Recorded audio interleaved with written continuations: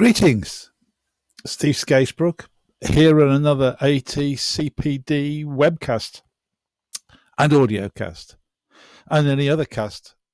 It's me talking about anything to do with architectural technology and the use of webinars that help us keep up to date, podcasts, lectures that I know that's going on, and anything else really that's of use to you, including new books and magazines, I might add.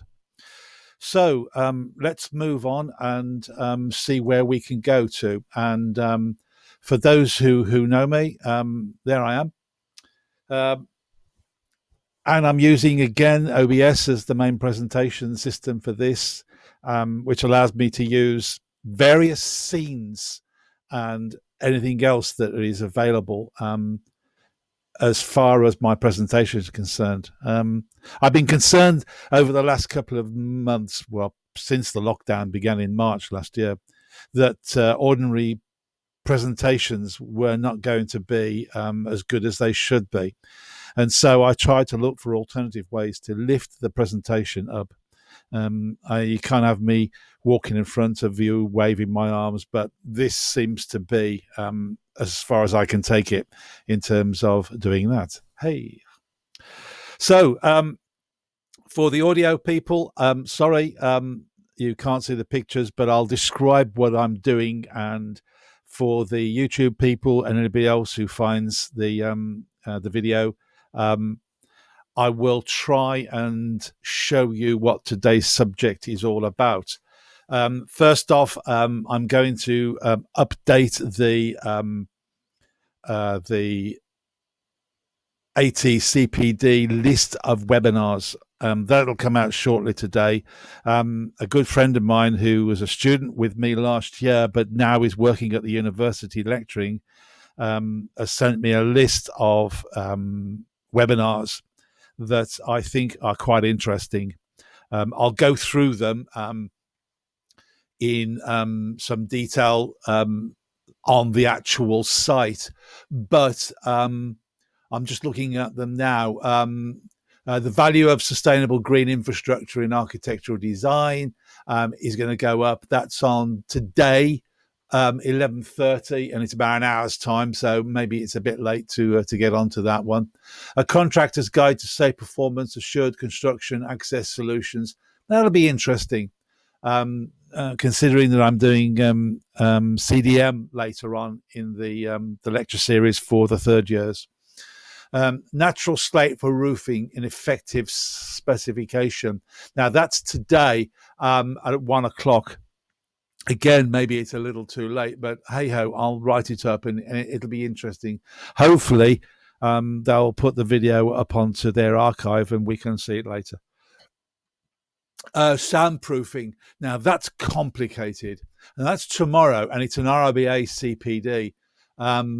Part E of the building regulations, obviously, and I've always found sound to be difficult to understand. Always go to a specialist is my advice, and listen to what they say.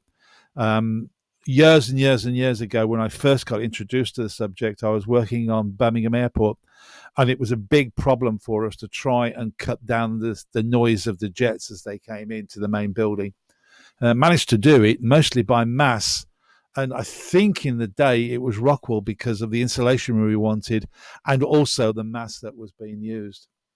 Ventilation for pitched roofs. That will be an interesting one. Again, another RBA credited CPD. That's for the 3rd of February, and I'll put the notes up for that one. And integration of solar systems into the building envelope. Now, I'm very interested in that. And that's for the 4th of February, RBA CPD core curriculum. So I'll put that up. And the unique benefits of acoustic ceilings and walls for education. So that's Rockfon, well-known company, used them many times in my specifications. That's also for the 4th of February, a lunchtime one, 1 o'clock, 45 minutes. And then there is the benefits of natural daylight, a specified guide to flat glass roof lights. Now, I might attend that one. That's on the 4th of February, but it's at 1 o'clock again. Which one do I go to? and heated floor treatments and underfloor heating. Now, I did a lot of work on underfloor heating in a day when I was working for a manufacturer, and I quite like the idea. I think it's a great system to use, especially when you zone it so well. Specifying hard metals, choosing the right protection. SIG, Sheffield Insulation Group. Don't know about that one. I'll have a look at it and see, but it's on the 9th of February, so I'll register and see what happens. And then on-demand requests for CPD sessions. So there is something going on there with them specifying safe access to concealed services. I don't know about that. Might try and have a look at it. And conservation of root light protection, acoustic separating floors, and performance of fires. All this I will put up. This one should be interesting. Now, this is by Zaha Hadid Architects, virtual guided tour of the Rocker's London Gallery by Zaha Hadid Architects from Rocker. Now, that one will be good. Doesn't say a date on there, which is very strange, but there is a booking session. So I'll have a look at that one and see what it says and put the date up into the system. What else have I got?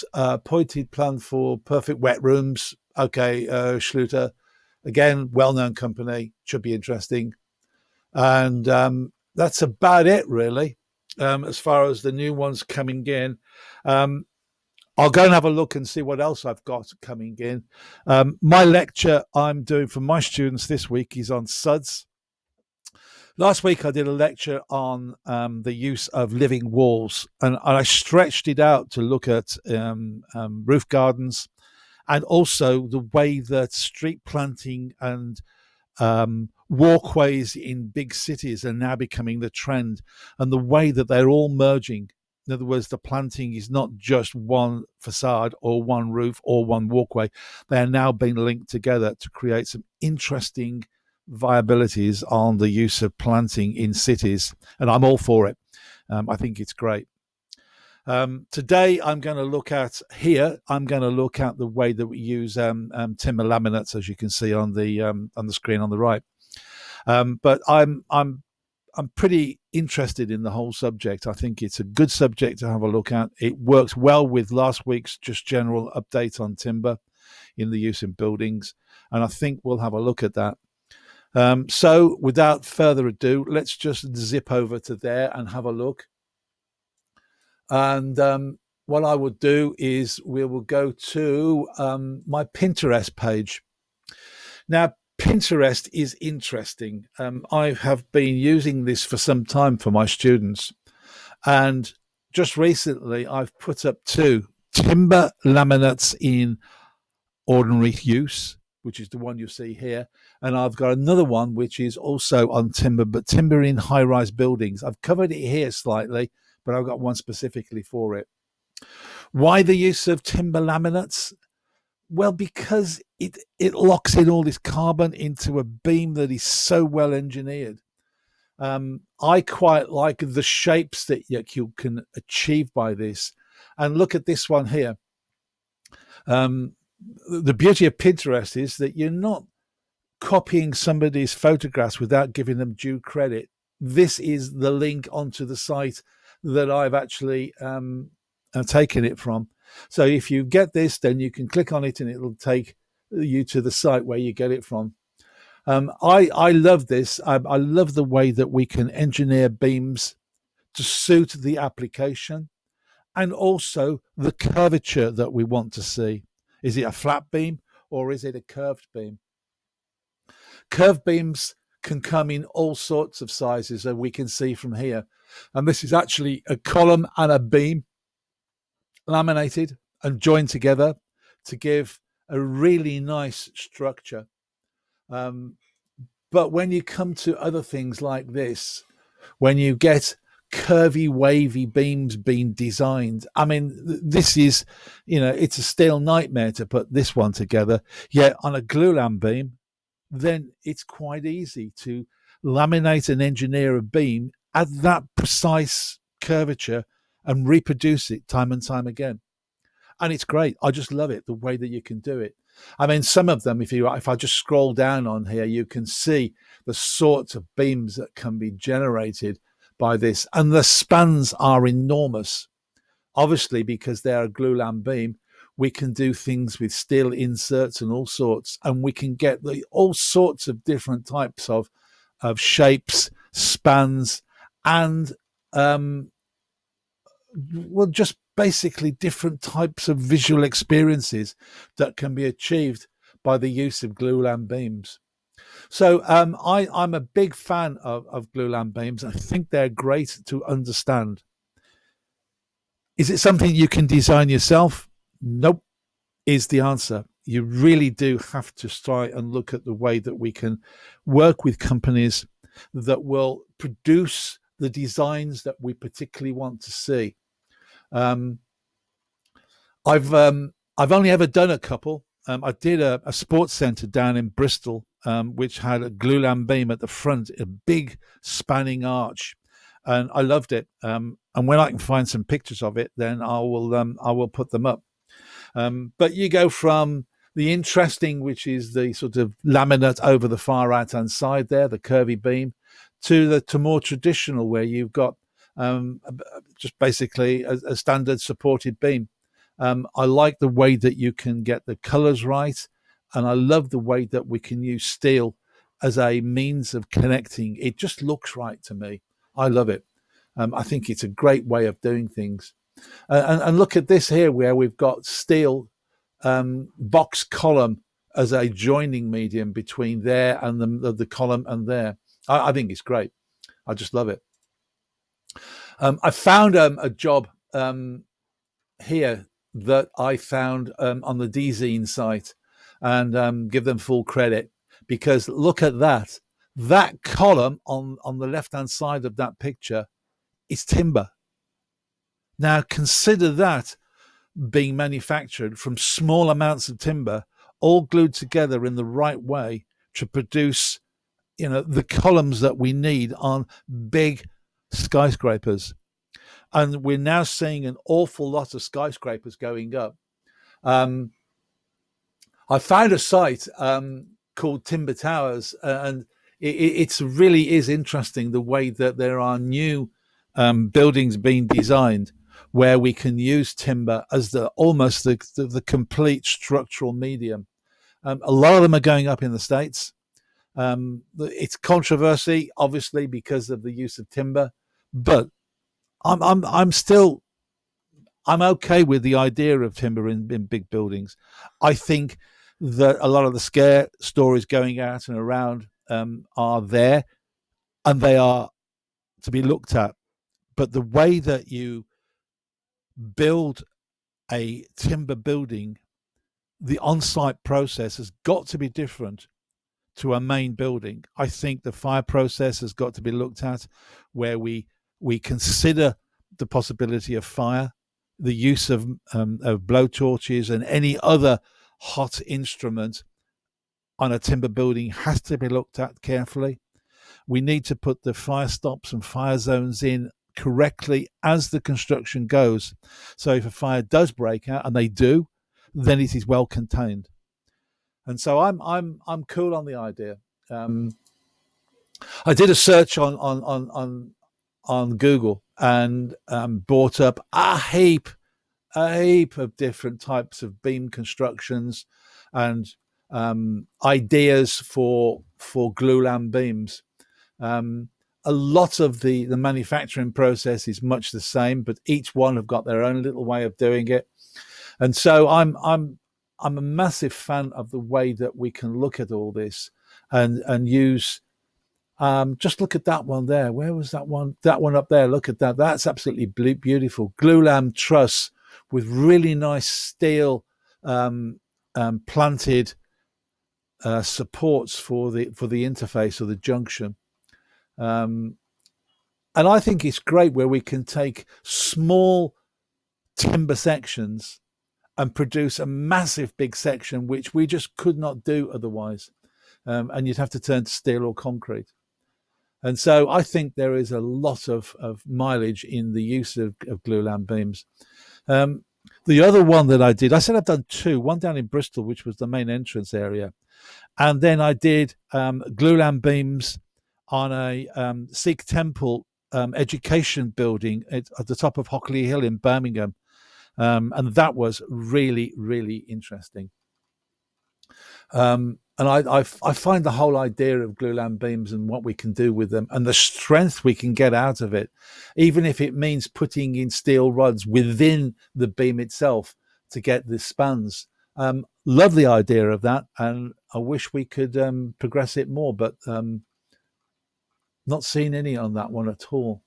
So just looking through, I mean, I could scroll through these all day long, looking at the different sizes, the shapes, the methodology, and the way that we can get shapes to suit the building. And you can reproduce that shape time and time again. So that's today's interesting little CPD. I really hope that the audio side of it comes out well. I'm not sure. Let me have a quick look and see what I'm going to do next week. This week it's glulams. And then next week, I'm going to look at the interesting side of life, digital awareness, something we're teaching at the moment to the first and second year students at the university, and how digital awareness is a must as far as the students' education is concerned. And to that fact, everybody's awareness. So I think it is a good point for CPD, and I will try and find out if there's any lectures that would suit the idea of that. But on the whole of it, digital awareness is now becoming more and more a subject which we should be teaching. And we are at the university, at Birmingham City University. I know that my colleagues are actually this week doing digital awareness to the students. So that's it. Be good. I'm actually lecturing on a Monday morning now, which is the day I try to do, or I have been trying to do my podcast. But I'm lecturing on a Monday morning now, and so I am pushing it over to Tuesday morning. And so I will try and get this out usually before lunchtime. So I've got the rest of the day free. So be good and get your CPD in. Podcasts. Now there's an interesting thing. Where's my phone? Now I'm big into podcasts, and I'm listening to a couple at the moment that are particularly interesting. I've got an audio book account from Amazon, and I've been listening to a couple of really interesting books on there. But the one that I'm really interested in at the moment is a new one that I've picked up. It's called The State of Play, and the guy that runs it, I can't remember his name, but have a look for State of Play, and the way that games are becoming interesting. I mean, his whole list of stuff that he's got in there is absolutely fascinating. Twitter and the story of stocks, the great gift, or grift as he calls it, the need for accountability, the great dispersion, all interesting stuff. Led with resilience. I wonder what that's about. I can't remember what he says about that. Oh, and Bitcoin and cryptocurrencies. I've been looking at that and been wondering about it. So I'm going to listen to that one. And also, I've got a load of different podcasts, all waiting to come up. I'm a big follower of the US and Biden's launch into power and the way he's handling the US coronavirus problems. Not seeing much on it. I'm a massive fan of sci-fi, so I've got a load of those. The future of life, the total elimination of nuclear weapons. Yeah, that'll be achieved.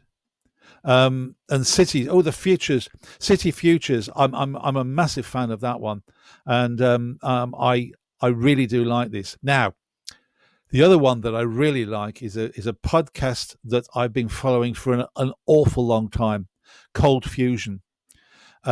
He's an Australian guy, and he done half do a really good podcast. And at the moment, he's got one which is called "Batteries Will Save the Human Race!" Exclamation mark. Here's why. And I tend to think he's right, although I think batteries are not the only answer. Brief history of the internet. Why he's done that one, I don't know. Everybody knows the history of the internet, or perhaps there's something I don't know. I'll go and listen to it anyway. And then the other one, Big Brother, and he's obviously looking at China and their leadership in the world. I listened to this one. It's called "A Man Who Missed Out on Becoming the Richest Person in the World," or the richest person in history. Go and have a listen to that one. Microsoft. Also, the biggest fraud in history. I've not listened to that one yet, but I will. And the other one is thorium, the key to reversing global warming and the saving of humanity. What? Oh, better go and listen to that one. So, podcasts, I do listen to an awful lot.